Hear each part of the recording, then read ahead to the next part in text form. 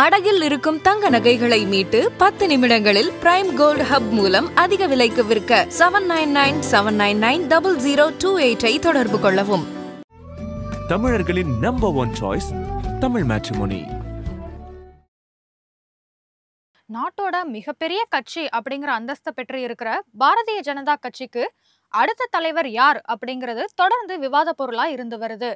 தற்போதைக்கு கட்சியின் தலைவர் பொறுப்புல இருக்கிற ஜே.பி. நட்டாவோட பதவிக்காலம் முடிஞ்சு நீட்டிப்பு செய்யப்பட்டிருக்கிறதே தவிர அவரை மீண்டும் அந்த பதவியில அமர்த்துறது குறித்து பாஜக தலைமை எந்த ஒரு முடிவுக்கும் வரல. ஓராண்டு காலத்திற்கு நட்டாவின் பதவி நீடிப்பு செய்யப்பட்ட போதே மீண்டும் ஒரு முறை அவருக்கு வாய்ப்பு மங்கிருச்சு. கடந்த நாடாளுமன்ற தேர்தல்ல பாஜக அறுதி பெரும்பான்மையை பெற தவறியதும் இதற்கு ஒரு காரணமாகவும் பார்க்கப்படுது. நம்ம நாட்டோட சுதந்திரத்துக்கு பிறகு காங்கிரஸ் கட்சி தான் பிரதான கட்சி அப்படிங்கிற அந்தஸ்தோட பல வருஷமா நாட்டையே ஆட்சி செஞ்சு வந்தது. வலுவான ஒரு எதிர்கட்சி தேசிய அளவுல அமையாததால அது வரைக்கும் காங்கிரஸ் கட்சியே ஆட்சி அதிகாரத்தை கோலோச்சியது. 1980கள் வரைக்கும் ஜனசங்கம் அப்படிங்கிற பெயர்ல இயங்கிய பாரதிய ஜனதா கட்சி அதற்கு பிறகு படிப்படியா வளர்ச்சி பெற தொடங்கினது.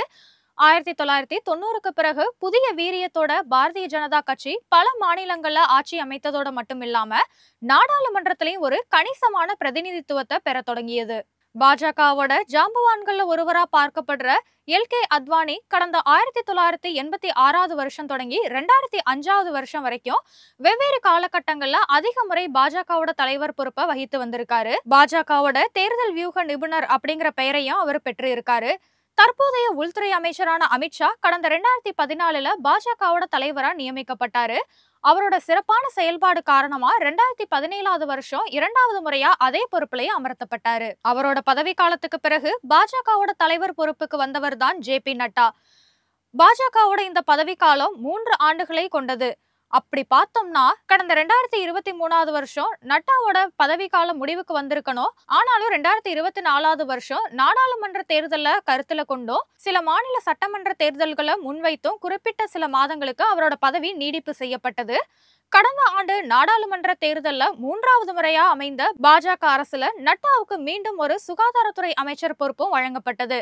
பாஜகவுல ஒருத்தருக்கு ஒரு பதவி அப்படிங்கிற விதிமுறை பின்பற்றப்படுறதால ஜே.பி. நட்டா கட்சியோட பதவி பொறுப்புல தொடர்ந்து நீடிப்பதற்கான தகுதியை ஏற்கனவே இழந்துட்டாரு. மேலும் அவரோட பதவி காலத்துல நடைபெற்ற மாநில சட்டமன்ற தேர்தல்கள்ல பாஜக பெரிய அளவுல வெற்றிகளை பெறல அப்படிங்கறதும் ஒரு குற்றச்சாட்டா இங்க இருக்கு.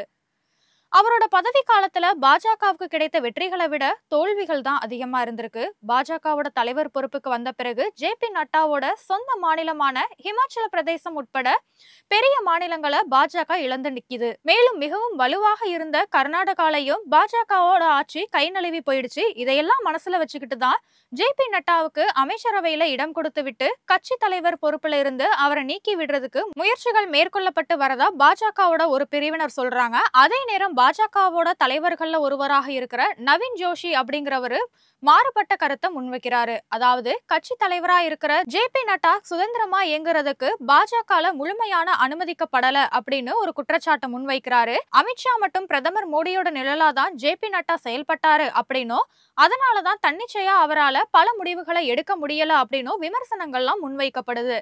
அதே நேரம் பார்த்தோம் அப்படின்னா தேர்தல்கள்ல பாஜக தோத்து போனாலும் ஜே.பி. நட்டாவோட பதவி காலம் சிறப்பா இருந்ததா பாஜகல ஒரு தரப்பினர் சொல்றாங்க. இது போன்ற பல சூழ்நிலைகளுக்கு மத்தியில தான் பாஜகவோட புதிய தலைவரை தேர்வு செய்யறதுல பாஜக மேலிடம் மும்மரமா இயங்கி வருது. நாட்டோட பெரும்பாலான மாநிலங்கள்ல பாஜகவோட அமைப்பு தேர்தல்கள் நடத்தி முடிக்கப்பட்டு இருக்கு.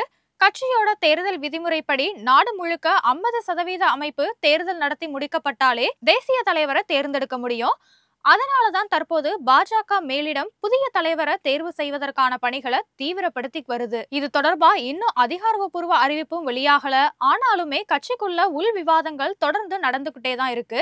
அநேகமாக இந்த மாத இறுதிக்குள்ள அல்லது அதிகபட்சம் வர ஆகஸ்ட் மாசத்துக்குள்ள தலைவர் தேர்தலுக்கான நடைமுறைகள் தொடங்கப்படலாம் அப்படின்னு கட்சி வட்டாரங்கள் சொல்லுது. பாஜகவோட புதிய தேசிய தலைவர் பதவிக்கான போட்டியில 3 பெயர்கள் அடிக்கப்பட்டிருக்கு. ஒடிஷா மாநிலத்தை சேர்ந்த ஓபிசி தலைவரும் பாஜகவோட தலைமைக்கு மிகவும் நெருக்கமா இருப்பவர் தான் மத்திய அமைச்சர் தர்மேந்திர பிரதான். இதே போல மத்திய பிரதேசத்தோட முன்னாள் முதலமைச்சரும் தற்போதைய மத்திய அமைச்சருமான சிவராஜ் சிங் சௌகானும் புதிய தலைவர்கள் பதவிக்கான ஓட்டத்துல இடம் பிடிச்சிருக்காரு. கட்சியோட அடிமட்டத்திலிருந்து வளர்ந்து வந்த இவரு பாஜகவோட அனுபவம் வாய்ந்த தலைவர்கள்ல ஒருவரா பார்க்கப்படுறாரு. இவர்களுக்கு போட்டியா ஹரியானா முதல்வரா இருந்து தற்போது மத்திய அமைச்சரா இருக்கிற மற்றொரு பாஜக மூத்த தலைவர் மனோகர் லால் கட்டார் அப்படிங்கிறவரோட பேரும் பாஜக தலைமை பதவிக்கு அடிபடுது. இந்த 3 பேரையும் தாண்டி மகாராஷ்டிராவை சேர்ந்த வினோத் தாவ்டே அப்படிங்கிறவரோட பேரும் பாஜகவோட புதிய தலைவர் பதவிக்கு விவாதிக்கப்பட்டது. ஆனாலும் உட்கட்சி ஆய்வுகள்ல அது குறித்த எந்த விவரமும் தெரியல. மகாராஷ்டிரால மக்களவை தேர்தல் முடிவுகளும் பாஜகவுக்கு சாதகமா அமையல. மாநிலத்தோட பூமேந்திர யாதவ், தேவேந்திர பட்னாவிஸ், ஹரியானா மாநிலத்தோட கேசவ் பிரசாத் மௌரியா அப்படின்னு இவங்களோட பெயரும் பாஜக தேசிய தலைவர் பதவியோட சேர்த்து விவாதிக்கப்பட்டது. ஆனாலும் அது மேற்கொண்டு வேகம் எடுக்கல. இவ்வளவு எதுக்கு, மத்தியில பாஜக 3வது முறையா ஆட்சி அமைத்த போது அமித்ஷா மீண்டும் தலைவராக்கப்படலாம் அப்படின்னும் பேசப்பட்டது. ஆனாலும் அதற்கும் முற்றுப்புள்ளி வைக்கிற விதமா அமித்ஷாவுக்கு உள்துறை பாதுகாப்பு அமைச்சர் பதவி வழங்கப்பட்டது. பாஜகவோட தேசிய தலைவர் தேர்தல் நடைமுறை தொடர்பான ஒரு தேர்தல் குழு விரைவில் அமைக்கப்படலாம் அப்படின்னு எதிர்பார்க்கப்படுது. வேட்பு மனு தாக்கல், மனுக்கள் பரிசீலனை போன்றவற்றோட தேவைப்படுற பட்சத்துல புதிய தலைவர் பதவிக்கான தேர்தல்ல வாக்களிப்பு கூட நடைபெறலாம் அப்படின்னு சொல்லப்படுது. பாஜகவை பொறுத்த வரைக்கும் அதன் தாய் அமைப்பா கருதப்படுற RSS ஓட வழிகாட்டுதல் மற்றும் அதோட உத்தரவுகள் அடிப்படையில தான் இயங்கி கொண்டு இருக்குது. எனவே நாடு முழுக்கம் பார்த்தோம்னா பாஜக மிகப்பெரிய வளர்ச்சியையும் செல்வாக்கையும் பெற்றிருந்தாலும் கட்சியோட தலைவர் போன்ற பெரிய பொறுப்புகள்ல நியமிக்கப்படுறவங்க குறித்த இறுதி முடிவுகள் எடுக்கிறதுல RSS அமைப்பு முக்கிய பங்கு வகிக்குது. அதனாலதான் புதிய தலைவர் பதவிக்கான பந்தயத்துல இடம்பெற்று இருக்கிற தர்மேந்திர பிரதான், சிவராஜ் சிங் சௌகான் மற்றும் மனோகர் லால் கட்டா ஆகியோர்ல யாருக்கு RSS ஆதரவு காட்டுதோ, கை நீட்டுதோ அவங்களுக்கு தான் பாஜகவோட புதிய தலைவர் பதவி கிடைக்கும்.